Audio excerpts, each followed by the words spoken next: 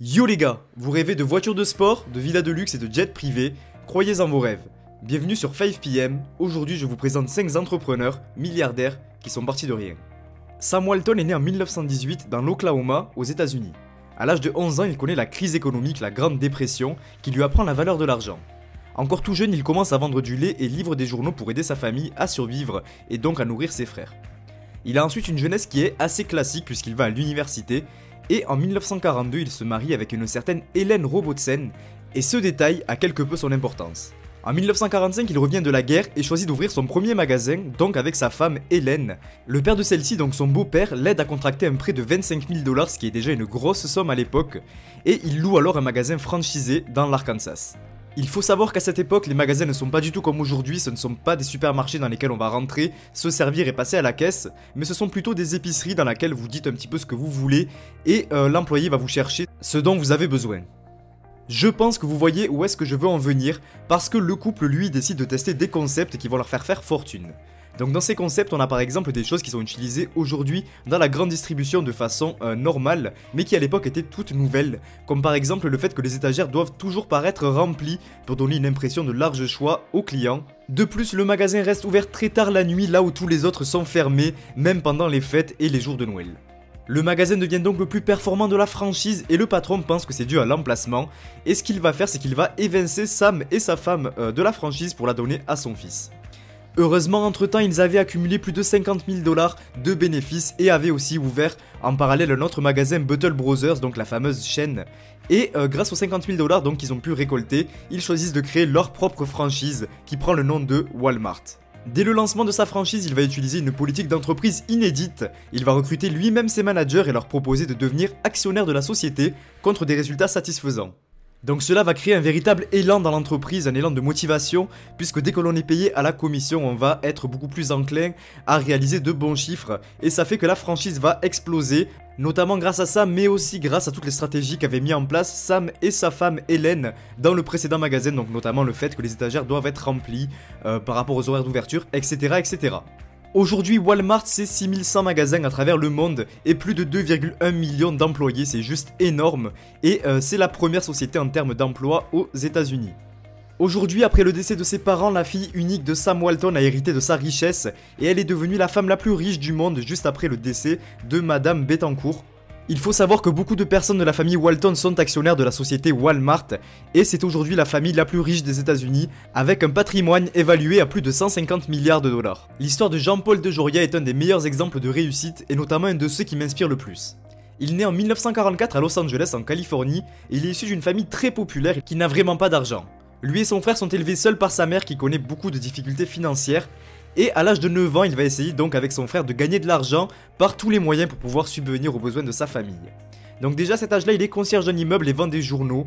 Et il faut savoir que dans son état d'esprit à lui et dans la façon dans laquelle il a été élevé, la famille passe avant tout et donc il va reverser tout l'argent qu'il se fait à sa mère pour qu'elle puisse l'élever avec son frère. Malgré tout ça, sa mère ne s'en sort pas et elle choisit de l'envoyer lui et son frère dans un foyer des quartiers populaires de Los Angeles.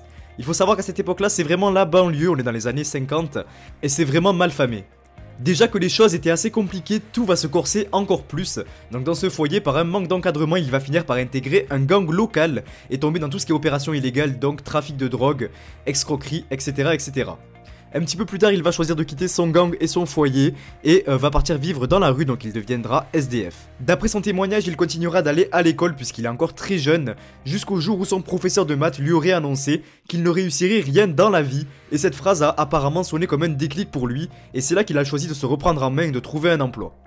Il va donc entrer dans la marine américaine, mais ce n'est pas fait pour lui, il démissionne assez rapidement puisqu'il n'est pas très sportif, et se fait embaucher par un laboratoire de produits capillaires qui se nomme Redken Laboratories. Et dès le départ, John Paul n'est pas un employé comme les autres puisqu'il a un potentiel d'analyse commerciale assez développé et il va même se permettre de critiquer la politique commerciale de son entreprise. Ses supérieurs pensent qu'ils ont affaire à un bon à rien et ils vont donc choisir de l'évincer de l'entreprise et de le licencier. Et c'était sûrement une des pires choses à faire pour ce laboratoire. Alors qu'il n'a que 20 ans et qu'il vit dans sa voiture, il choisit de créer sa propre entreprise. Il s'associe avec un coiffeur, il emprunte 700 $ et crée sa propre marque de produits en 1980 qui se nommera John Paul Mitchell Systems. Au lancement, ce n'est pas la folie puisqu'ils vont choisir de produire à Hawaï et vont réaliser des packagings notamment en noir et blanc car la couleur coûtait trop cher à l'époque.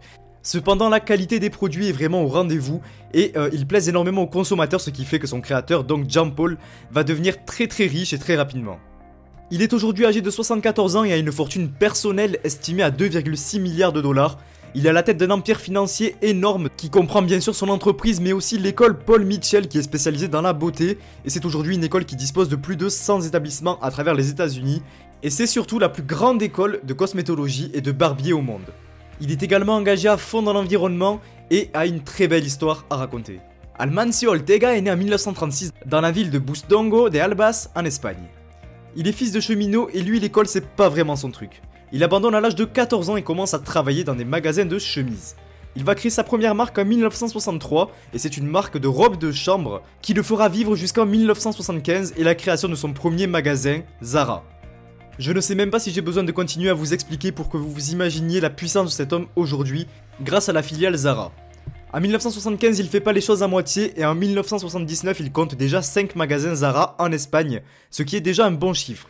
Mais lui, Amancio, il en veut toujours plus, il ne compte pas s'arrêter là. Grâce à sa politique d'innovation constante, de nouveaux arrivages et de bas prix qui sont dus à de faibles coûts de production, sa franchise se développe de façon exponentielle. Aujourd'hui, le groupe se nomme Inditex et rassemble plus de 5500 magasins, notamment des Zara, Stradivarius, Pull&Bear, etc.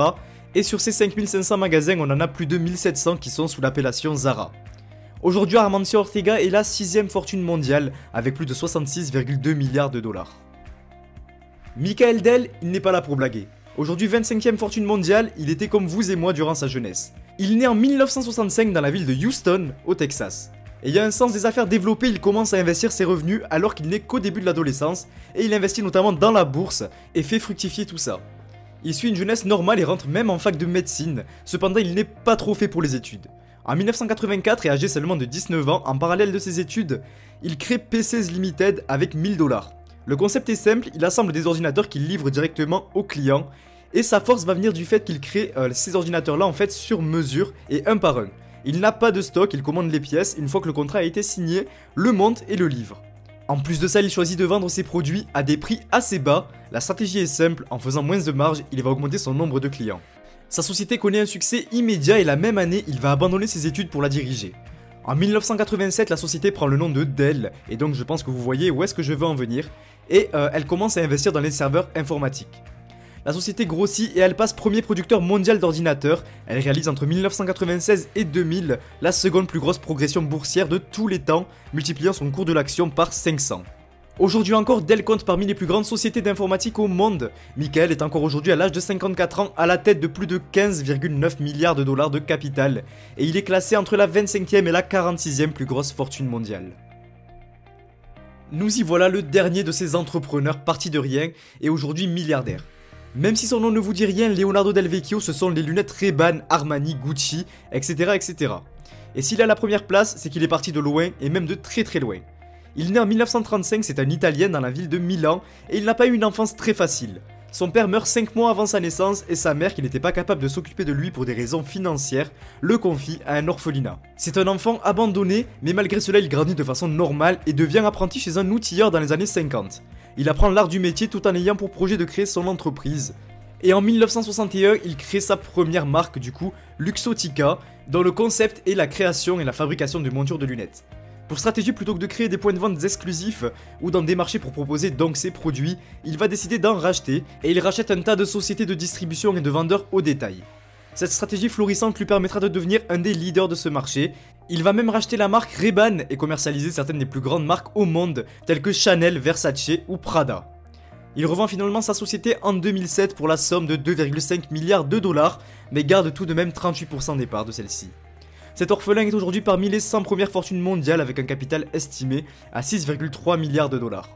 Voilà, on a pu voir 5 entrepreneurs qui sont partis de rien et qui sont aujourd'hui parmi les premières fortunes mondiales. Comme quoi dans la vie tout est possible, il faut juste se lancer, il ne faut pas perdre son temps, se focaliser sur ses objectifs, ne pas se trouver d'excuses et se lancer. J'espère que la vidéo vous a plu, si c'est le cas n'hésitez surtout pas à l'aimer et à vous abonner à la chaîne YouTube si vous voulez voir toutes les semaines des nouveaux top 5 de choses un petit peu intéressantes qui sortent de l'ordinaire. Je vous dis donc à la semaine prochaine pour une nouvelle vidéo, bye.